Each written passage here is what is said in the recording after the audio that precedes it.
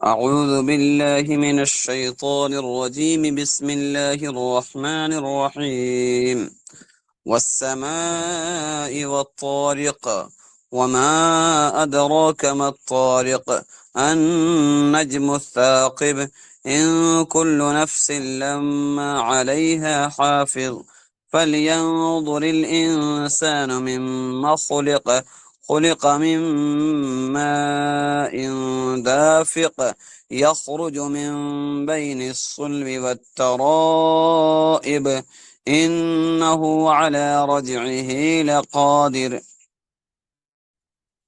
يوم تبلى السرائر فما له من قوة ولا ناصر والسماء ذات الرجع والأرض ذات الصدع إنه لقول فصل وما هو بالهزل إنهم يكيدون كيدا وأكيد كيدا فمهل الكافرين أمهلهم رويدا.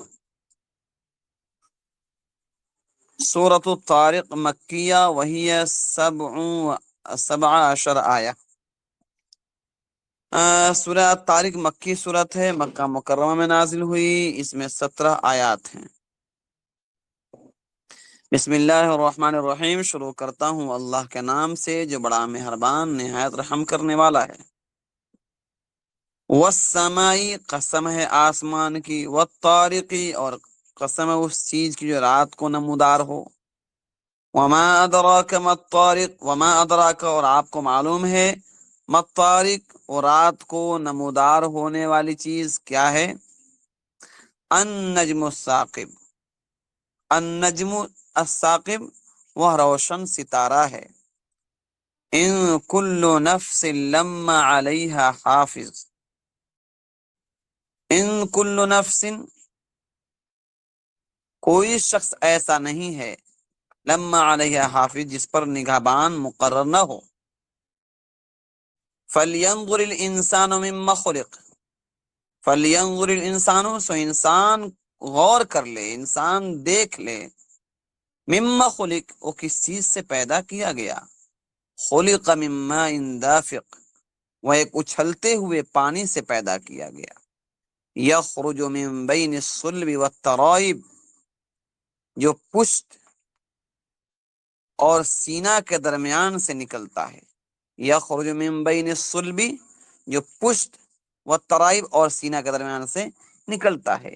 انہ علی رجعہ لقادر بے شک وہ ضرور اس کے دوبارہ پیدا کرنے پر قادر ہے. انہ بے شک او علی رجعہ اس کے دوبارہ پیدا کرنے پر لقادر کیا ہے، قادر ہے. یوم تبلی السرائر، یوم جس دن، السرائر چھپے ہوئے بھید، تبلا جانچ کی جائے گی. یوم تبلی السرائر جس دن چھپے ہوئے بھیدوں کی جانچ کی جائے گی. فما لہ من قوت ولا ناصر سو انسان کے لیے نہ کوئی قوت ہوگی. فما لہ من قوت سو انسان کے لیے نہ کوئی قوت ہوگی، ولا ناصر نہ کوئی مددگار ہوگا. والسماء ذات الرجع، والسماء قسم ہے آسمان کی، ذات الرجع جس سے بارش ہوتی ہے. والارض ذات السبع اور قسم ہے زمین کی، ذات السبع جو پھٹ جاتی ہے. انہ لقول فصل بے شک یہ قرآن ایک فیصلہ کر دینے والا کلام ہے. انہ بے شک یہ قرآن لقول فصل ایک فیصلہ کر دینے والا کلام ہے. وما ہوا بالہزل، وما ہوا اور وہ کوئی بالہزل لغو چیز نہیں ہے. انہم یکیدون کیدا، انہم بلا شبہ یہ لوگ، یکیدون طرح طرح کی تدبیریں کر رہے ہیں. قیدا تاکید کے لیے، انہم یکیدون کیدا بلا شبہ یہ لوگ طرح طرح کی تدبیریں کر رہے ہیں. وَأَكِيدُ کیدا اور میں بھی طرح طرح کی تدبیر کر رہا ہوں. فَمَهِّلِ الْكَافِرِينَ أَمْهِلْهُمْ رُوَيْدًا تو آپ ان کافروں کو مہلت دیجئے، ان کو تھوڑے دنوں رہنے دیجئے. وَمَهِّلِ الْكَافِرِينَ ان کافروں کو، کفار کو مہلت دیجئے، امہلہم رویدا، ان کو تھوڑے دنوں رہنے دیجئے۔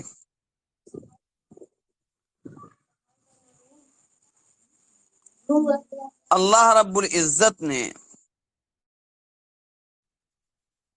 آسمان کی چمکتے ہوئے ستارہ کی قسم کھا کر فرمایا کہ دنیا میں جو لوگ بھی رہتے ہیں، بستے ہیں، ان کے اعمال کی نگرانی کے لیے ہم فرشتے مقرر کر رکھے ہیں۔ ہر جان کے ساتھ ایک فرشتہ لگا ہوا ہے۔ یہ فرشتے انسانوں کے اعمال کو لکھتے ہیں اور اعمال نامے کو محفوظ کر لیتے ہیں۔ پھر جب قیامت کا دن ہوگا تو یہ اعمال نامے انسانوں کے سامنے آ جائیں گے۔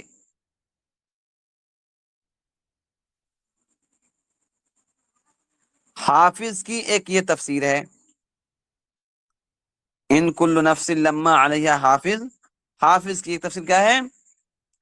یہ سب اعمال نامے لکھے جا رہے ہیں، اکٹھے ہیں، جو قیامت دن سامنے آ جائیں گے۔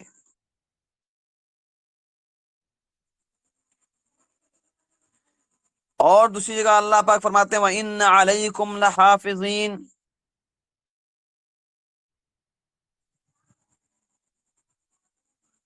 اس سے مراد بعض مفسرین کہتے ہیں کہ وہ فرشتے مراد ہیں جو انسان کی حفاظت کے لیے مقرر ہیں۔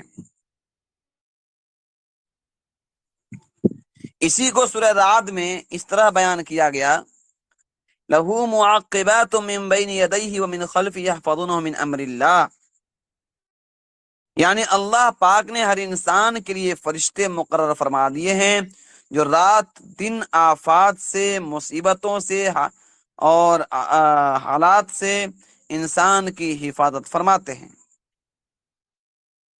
اس کے باوجود ہم دیکھتے ہیں کہ حادثات ہوتے رہتے ہیں، مگر جو چیزیں مقدر ہیں وہ تو پہنچ کر رہے گی۔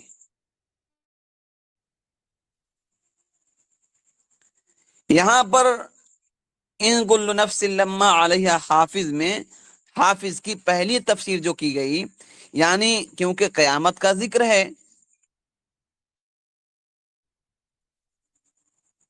اور انسان اللہ کے سامنے پیش ہوگا، تو وہاں پر اعمال ہی کے بارے میں گویا کہ ذکر ہے کہ وہ فرشتے انسان کے اعمال کو لکھ بھی رہے ہیں، اس کو نام اعمال میں محفوظ بھی کر رہے ہیں، جو اس کے سامنے پیش کیا جائے گا۔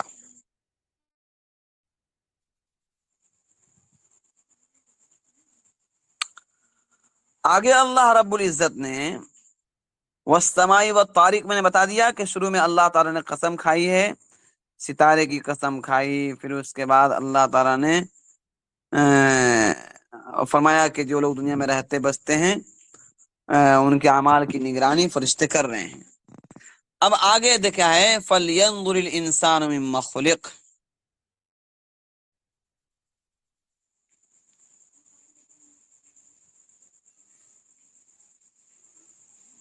سو انسان غور کرے، سوچے کہ وہ کس چیز سے پیدا کیا گیا۔ یہ ایک سوال تھا انسان سے، لیکن اللہ رب العزت نے مان بعد اس کا جواب خود ہی دیا، خلق من ماء دافق، کہ وہ ایک اچھلتے ہوئے پانی سے پیدا کیا گیا، یخرج من بین الصلب والترائب، اور پانی پشت اور سینہ کے درمیان سے نکلتا ہے۔ اس میں یہ بتایا ہے کہ انسان نطفہ منی سے پیدا کیا گیا ہے۔ سورہ الف لام میم سجدہ میں بھی ہے، وہاں پہ میم ماء مہین کا لفظ ہے، ذلیل پانی، گھٹیا پانی، ناپاک قطرہ سے تعبیر فرمایا۔ انسان جو قیامت کا انکار کر رہا ہے اور یوں کہتا ہے کہ موت کے بعد دوبارہ کیسے اٹھائے جائیں گے، مٹی میں ملے ہوئے ہوں گے، مٹی ہمارے جسموں کو کھا جائے گی، ہمارا وجود ہی ختم ہو جائے گا، تو اللہ تعالیٰ نے اس کا جواب دیا کہ تو دیکھ لے تیری اصل کیا ہے، میں تجھے کہاں سے لایا ہوں، تم غور تو کرو اس پر۔ جب تم غور کرے گا تجھے پتا چل جائے گا کہ جو اللہ نیست سے ہست کیا کہ تم کچھ بھی نہ تھے، اللہ نے تمہیں ایک ناپاک قطرے سے، اسی ناپاک قطرے سے جو مٹی سے بنی، مٹی سے غلے پیدا ہوئے، غلے کو انسان نے کھایا، انسان کے جسم میں خون بنا، پھر خون سے فلٹر ہو کر اللہ تعالی نے منی کے قطرے بنائے، پھر اسی قطرے سے تمہارا وجود بخشا اللہ نے۔ آگے اللہ کہتے ہیں اسی کو فرمایا انہ علی رجعہ لقادر، بلا شبہ اس کے لوٹانے پر قادر ہے۔ جو خدا تمہارا کوئی نہ نقشہ تھا، نہ تمہاری کوئی شکل تھی، نہ تمہارا کوئی ڈھانچہ تھا، نہ تمہارا کوئی ڈائیگرام تھا، اللہ رب العزت نے بغیر کسی نقشے اور بغیر کسی تمہارا انتظام کیے ہوئے اللہ نے تمہارا وجود بخش دیا، تو اس بات پر قادر ہے کہ پھر دوبارہ تم کو اسی شکل میں پیدا کر دے۔ سورہ قیامہ میں اللہ تعالیٰ فرماتے الم یک نطفۃ من منی یمنا ثم كان علقة فخلق فسوى فجعل منه الزوجين الذكر والانثى اليس ذلك بقادر على ان يحيي الموتى، کیا انسان ایک قطرہ منی نہ تھا جو ٹپکایا گیا تھا، پھر وہ خون کا لوتھڑا ہو گیا، پھر اس نے بنایا، پھر آدھا درست کیے، پھر اس کی دو قسمیں کر دی، مرد اور عورت۔ کیا وہ اس بات پر قادر نہیں رکھتا کہ مردوں کو زندہ کر دے؟ بالکل، بلا کیوں نہیں، ہمارا خدا اس بات پر قادر ہے کہ ہمیں دوبارہ پیدا کر دے اور کرے گا۔ نطفہ کا معنی ہے منی، اس کی تعبیر اللہ مما ان دافق سے کرتے ہیں، اچھلتے ہوئے پانی سے تعبیر فرمایا، اور یہ بھی اللہ فرماتے ہیں کہ وہ پشت اور سینے کے درمیان سے نکلتا ہے۔ عربی میں اصل میں الصلب پیٹھ کو کہتے ہیں، پشت کو، اور الترائب یہ تربیت ان کی جمع ہے، تریبت ان کی، سینے کی ہڈیوں کو ترائب کہا جاتا ہے۔ تو بچہ کی جو پیدائش ہوتی ہے مرد عورت دونوں کی منی کے ملنے سے ہوتی ہے،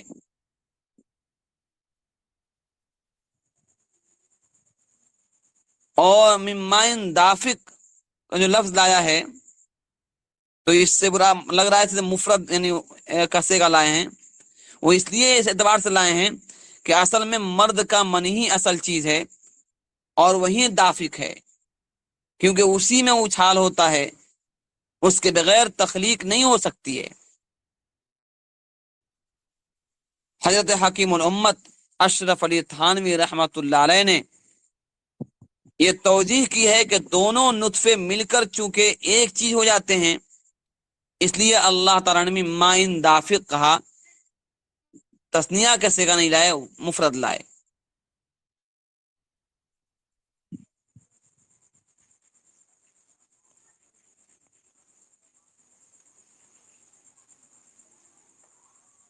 صاحب روح المعانی علامہ آلوسی رحمۃ اللہ نے لکھا ہے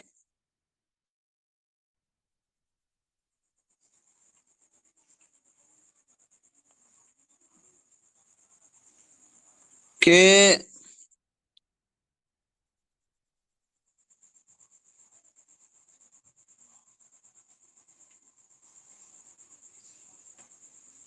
اس ماں یعنی جس پانی کے ذریعے سے انسان کا وجود ہوتا ہے اس کی صفت دافق لائی ہے، اور دافق اس لیے لائی ہے کہ جب اچھال ہوتا ہے تو پھر جا کر انسان ماں کے رحم میں منی ٹھہرتا ہے، اور پھر اس کے بعد انسان کا وجود آتا ہے۔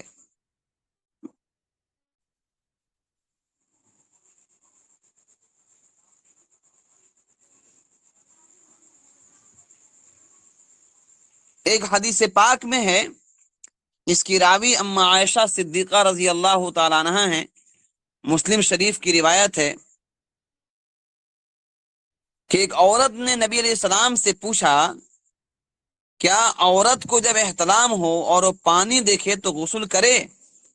حضور علیہ السلام نے فرمایا ہاں. حضرت عائشہ نے اس عورت سے کہا تو ہلاک ہو جائے. حضور نے فرمایا اسے کچھ نہ کہو. اور بچہ کی مشابہت اسی وجہ سے ہوتی ہے کہ اگر عورت کا پانی مرد کے پانی سے آگے بڑھ گیا تو بچہ اپنے ننیحال کے مشابہ ہوتا ہے، اور اگر مرد کا پانی عورت کے پانی سے آگے بڑھ گیا تو بچہ دادی حال کے ہم شکل ہوتا ہے. یہ حدیث پاک میں ہے. مادہ منویہ کے بارے میں فرمایا کہ وہ پشت اور سینہ کے درمیان سے نکلتا ہے. میڈیکل سائنس کی تحقیق کو سامنے رکھتے ہوئے کچھ ڈاکٹرز کہتے ہیں کہ نطفہ جو ہے، منی جو ہے، وہ جسم کے ہر حصے سے نکلتا ہے، اور بچہ کا ہر عضو اور ہر اس کا پارٹ جو ہے اس جزو نطفہ سے بنتا ہے جو مرد و عورت کے اسی جز سے نکلتا ہے.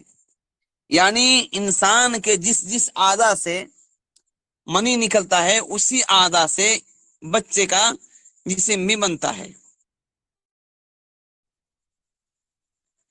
کہہ رہے ہیں کہ مفسرین نے لکھا ہے کہ یہ اگر ایسا مان بھی لیا جائے تب بھی قرآن مقدس کے اس تعبیر پر کوئی اشکال اور کوئی اعتراض نہیں ہو سکتا ہے، کیونکہ قرآن مجید میں نہ مرد و عورت کی کوئی تخصیص فرمائی ہے، نہ کلام میں کوئی حرف ایسا موجود ہے جس سے لگے کہ صرف ایک جگہ سے نکلتا ہے. اور پشت اور سینہ سے تعبیر کرنے کا مقصد یہ ہے کہ وہ نالی جس نالی سے ہو کر آتا ہے وہ انہی جگہوں سے وہ نالی بنے ہوئے ہیں، وہ جسم کے تمام رگوں سے کھینچ کر آئے تب بھی، یا پھر ڈائریکٹ وہاں سے آئے تب بھی کوئی مسئلہ نہیں ہے. دوسری بات یہ ہے کہ انسان جب کسی چیز کو کھاتا ہے پھر اس سے خون بنتے ہیں، پھر وہ خون پورے جسم کے رگوں میں دوڑتے ہیں، پھر اس کے بعد انہی خونوں سے اللہ تعالی مادہ منویہ تیار کرتے ہیں، اور پھر وہ مادہ منویہ کہ ایک جگہ اس کو ٹھہرنے کی ایک جگہ ہے وہ وہاں ٹھہرتی ہے، پھر وہ آپس کے ملاپ سے اس کا خروج ہوتا ہے، پھر جب وہ نکلتا ہے ماں کے رحم میں پہنچتا ہے تو پھر اللہ تعالیٰ اس سے اولاد عطا فرماتے ہیں.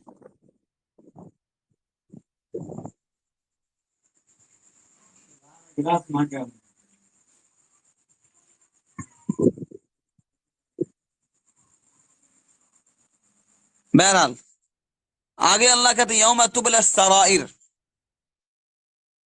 گزشتہ آیات میں جو ہم نے ابھی پڑھی انسان کے پیدائش کا ذکر فرمایا، اور یہ بھی بتایا کہ جس ذات پاک نے انسان کو ابتدا سے ایسے پانی سے پیدا فرمایا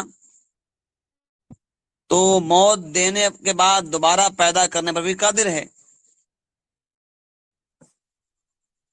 اسی کو اللہ کہتے ہیں یوم تبلی السرائر، جس دن چھپے ہوئے بھیدوں کی جانچ کی جائے گی. فما لہ من قوت ولا ناصر، تو نہ کوئی قوت ہوگی نہ کوئی مددگار. تو گویا کہ اوپر کے تذکرے کے بعد اللہ تعالی قیامت کے دن انسان کی پیشی کو بیان فرما رہے ہیں کہ انسان اپنے رب کے سامنے قیامت کے دن پیشی ہوگا اور اس کے تمام راز کو کھول دیا جائے گا. اس کے نام اعمال کے صحیفے اس کے سامنے کھول دیے جائیں گے. ایک تو فرشتے لکھ رہے ہیں وہ محفوظ ہے، دوسری زمین ہمارے تمام چیزوں کو ریکارڈ کر رہی ہے، کیش کر رہی ہے. آج کے دور میں سمجھنا بہت آسان ہے، کیمرے ہمارے اور سیٹلائٹ ہمارے تمام حرکتوں کو کیچ کر رہا ہے. اللہ تبارک و تعالی نے زمین کو بھی حکم دے دیا ہے، وہ ہماری چیزوں کو ریکارڈ کر رہی ہے. قرآن مقدس کی سورۃ الزلزال میں ہم نے پڑھا یومئذ تحدث اخبارها بان ربک اوحی لها، زمین اس دن انسان کے اعمال کی خبر بیان کرے گی.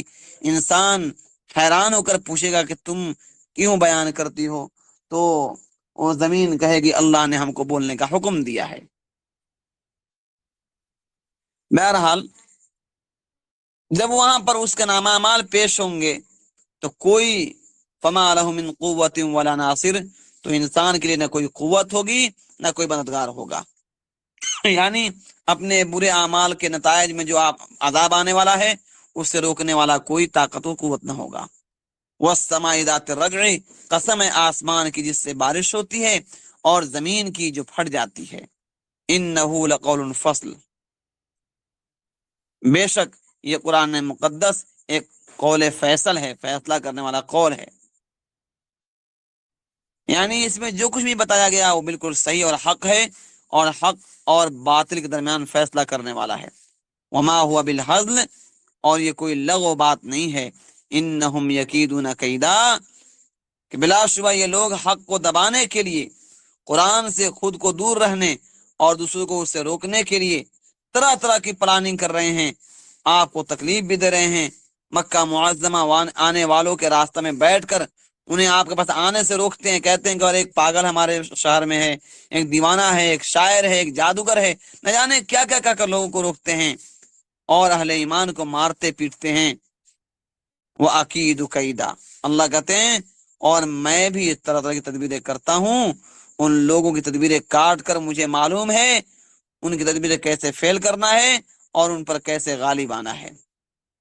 فمہل الکافرین امہلہم رویدا، تو انہیں تھوڑی دنوں کے لیے مہلت دے دیجئے۔ اس میں نبی علیہ السلام کو تسلی دی گئی ہے کہ آپ غمگین نہ ہوں، آپ اپنا کام نہ چھوڑیں، بلکہ اپنا کام کرتے رہیے۔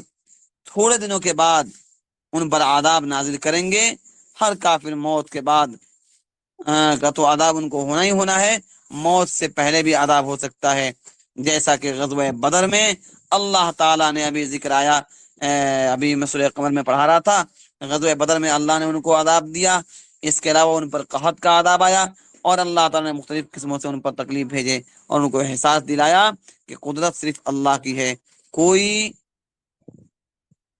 اللہ کے طاقت اور اللہ کی قدرت سے باہر نہیں نکل سکتا ہے۔ اللہ تعالی ہم سب کو سمجھنے کی توفیق عطا فرمائے۔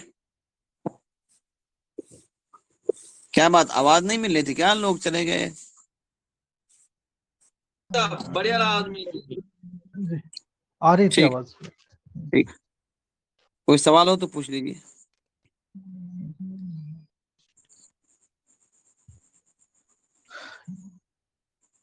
ٹھیک ہے مفتی صاحب، ٹھیک ہے، چلیے، السلام علیکم ورحمۃ اللہ۔